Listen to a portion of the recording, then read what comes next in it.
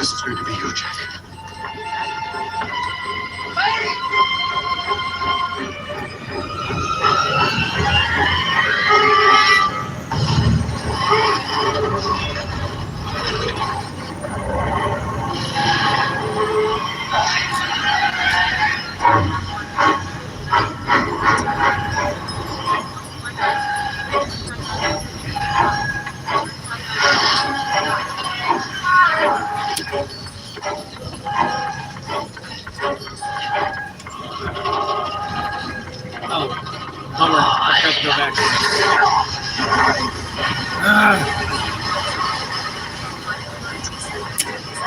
Okay, let's do that again. I forgot to move my axles back.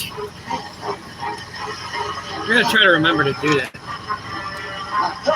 I'll be right back.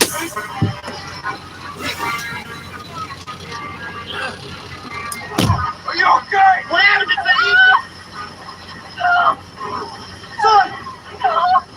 Wait!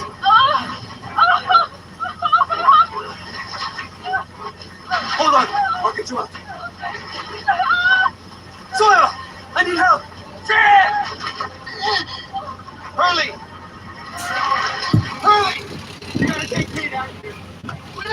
Okay, let's try that again.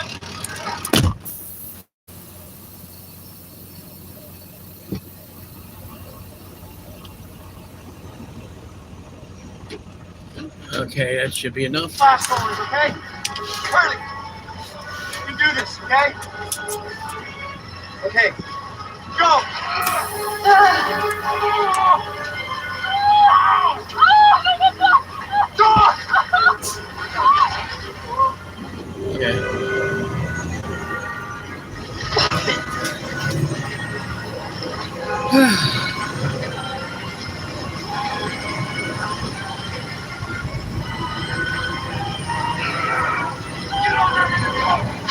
On 3, 2, 3.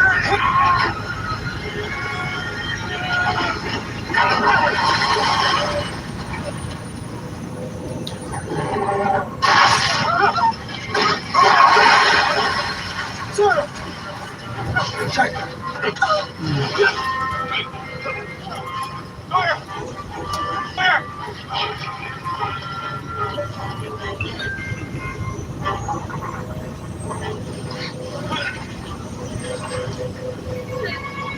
Joel, No. save yourself. I'm going to get you out of here.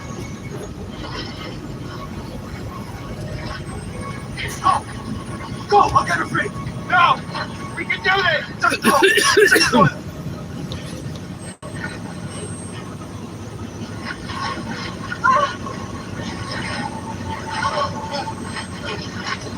Hey!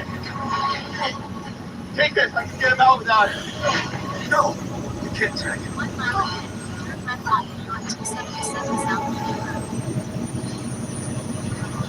Just go!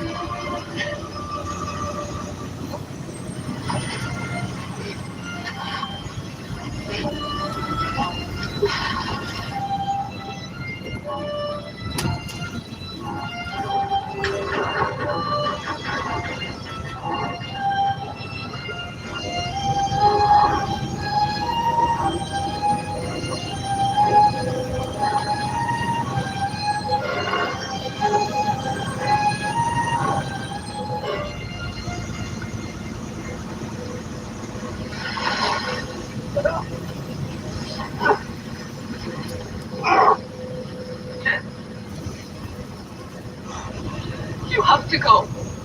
No. I can do this. No, you can't. Please go. I won't leave you.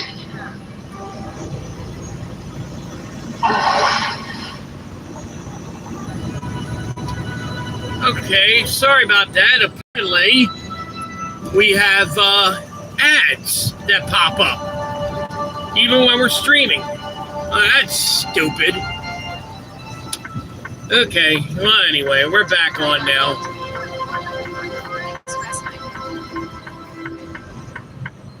So like I said before, this is just going to be a test. And we're going to see if everything works out okay. And we'll give it a shot. Let me do this here. I'm going to hold up on that.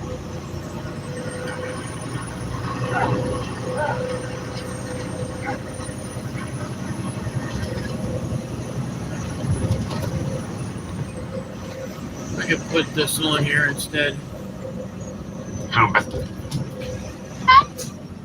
Faraday K. So consuming the game back when it was not.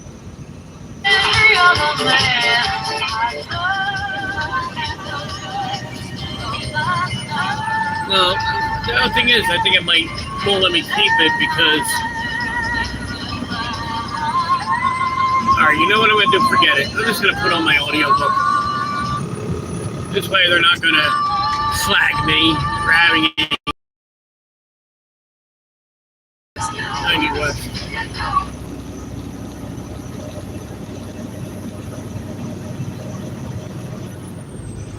Alright, let me put on an audiobook.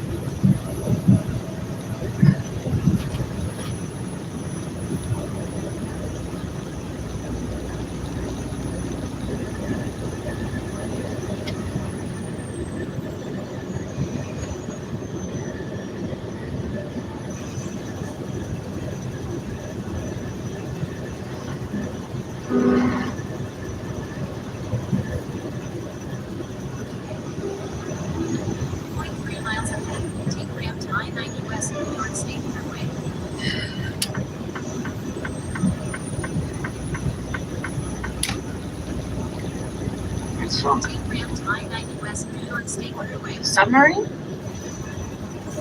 But they were all on it. Everyone. Was it? They're all dead? Not all.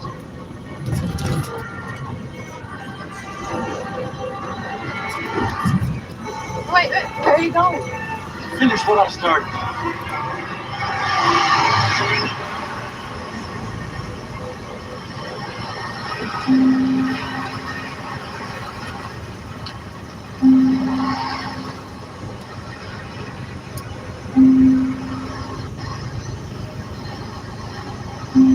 It's the best I could do. It's gonna hurt a bit.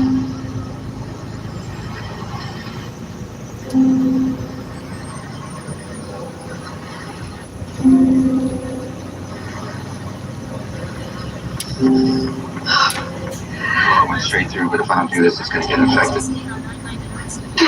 Sorry.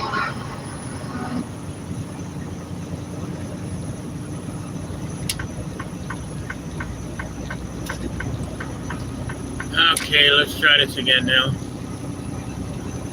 Why is that wavering? Is that wavering for you guys or just me? The screen looks like it's waving back and forth like it's saying hi or something. I don't know. That's not going to be very good if that's going to keep doing that. Or do you got a nice clean stream? Oh, come on, it's up already. Use the left two lanes to stay on I-90 West New York State Thruway.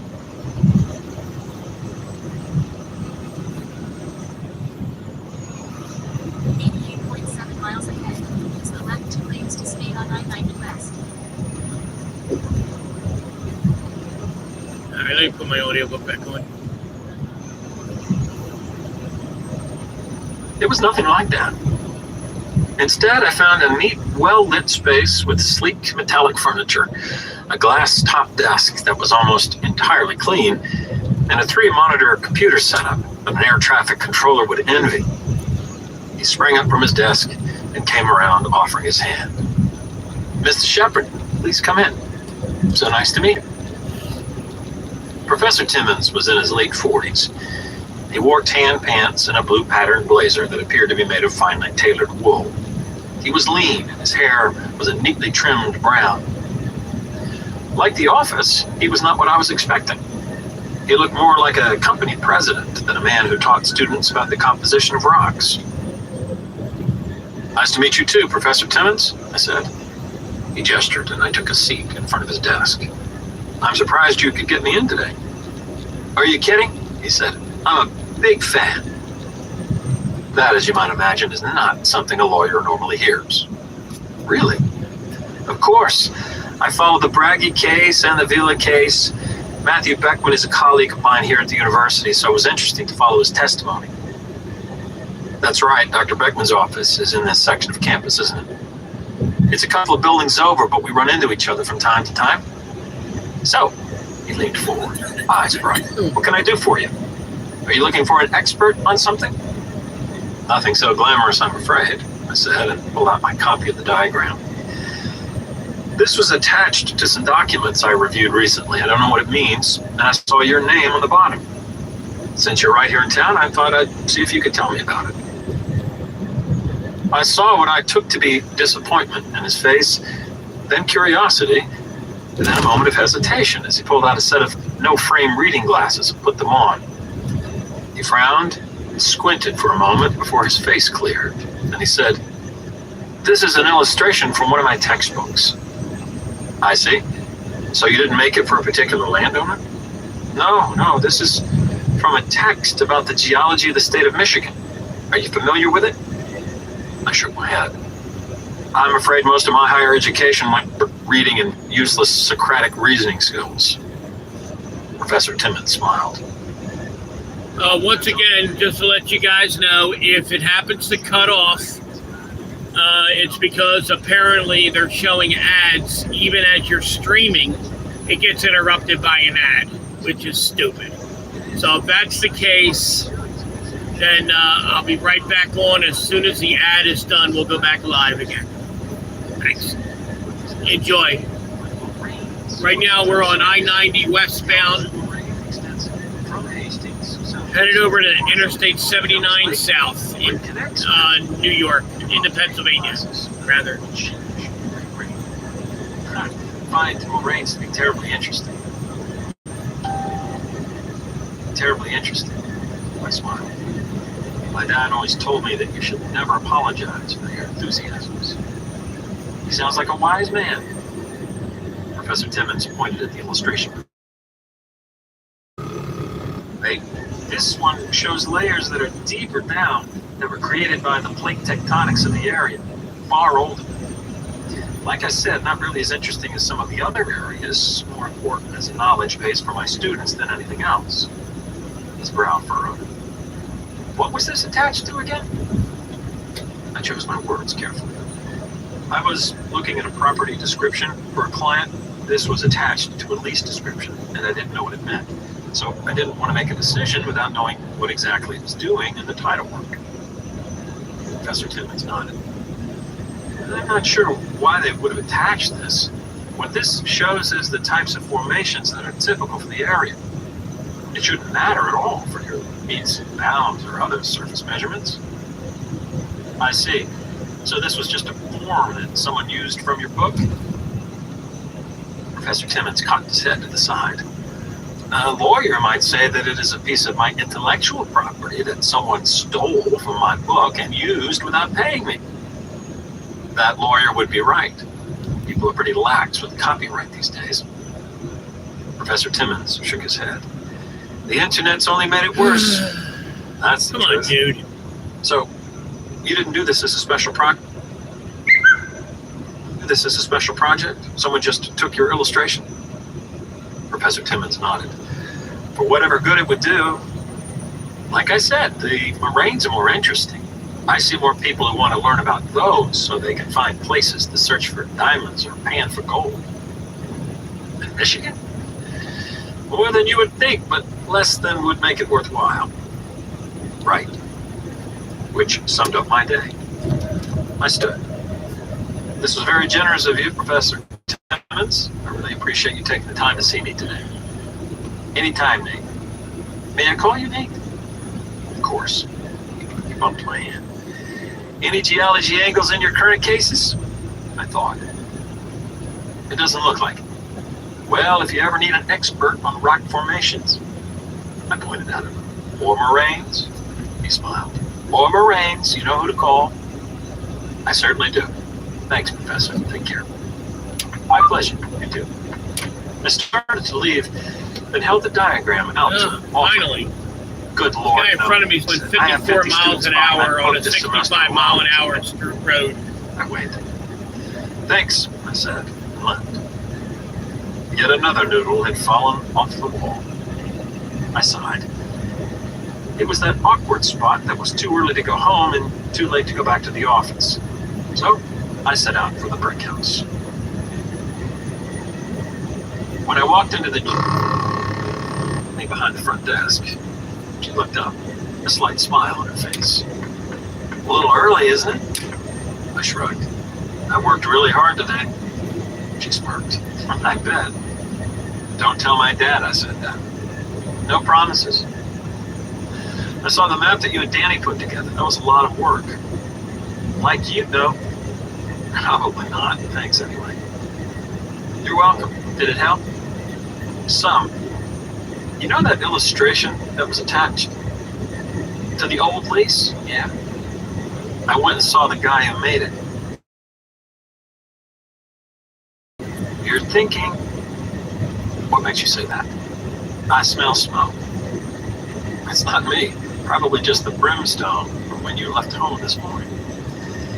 Now I'm thinking about what Abby told me her attacker said before he hit her. Something about gas and the skip and go. Olivia nodded. The man said more gas than the Albion skip and go. I raised an eyebrow. It was in the report too. She mentioned it to me when I met with her. I discounted it, but now there seems to be some gas interests around the farm, so maybe there's something related. Good point. As long as I'm flinging pasta, I might as well check. What? Never mind. She shook her head and waved. Go work out, would you? Going to coach me? No thanks, just ain't. What if I need coaching? Pick a heavy thing up, set it down, repeat. What was that last step? Goodbye. I finished my workout an hour later. I didn't see Olivia puke at the sight of it, but I can't say that she didn't either. By the time I was done, though, I decided what to do next. I was going to Albion. Chapter 19. Albion is a small town that sits right on I-94. It's west of Jackson and east of Battle Creek, right before you hit Marshall. None of that means a thing to you unless you're from southern Michigan. If you are, you probably know that Albion is a small town whose main industry is Albion College, home of the Britons. If you're not, it's enough to know that it sits on a major U.S. interstate that's 45 minutes north of Carrefour, and that there's no direct route between the two.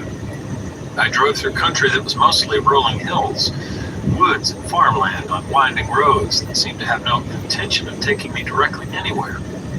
I was traversing the western edge of the Irish Hills, which meant that there were lakes everywhere, forcing the roads around them. As always, I had to be careful of deer, although frankly, there wasn't much to do about it if one shot out on the road.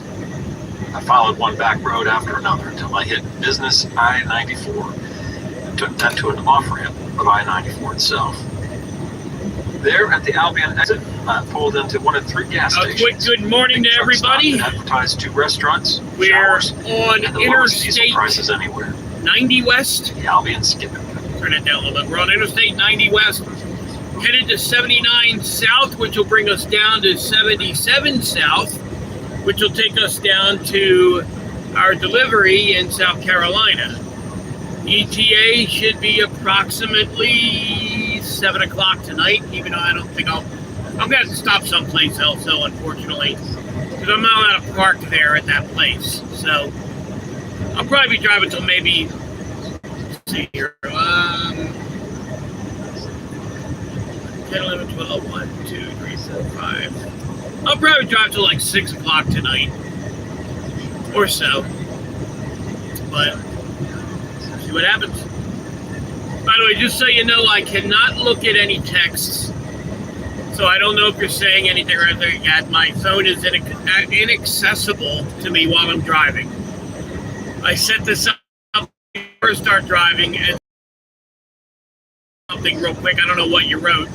The text is like way too small, and I never touch my phone while I'm driving. Everything is done by Bluetooth. So I just hope you enjoy the ride. Go ahead and leave any messages you want to leave. If you like what you see, great. If you don't like what you see, great, I guess. I don't know.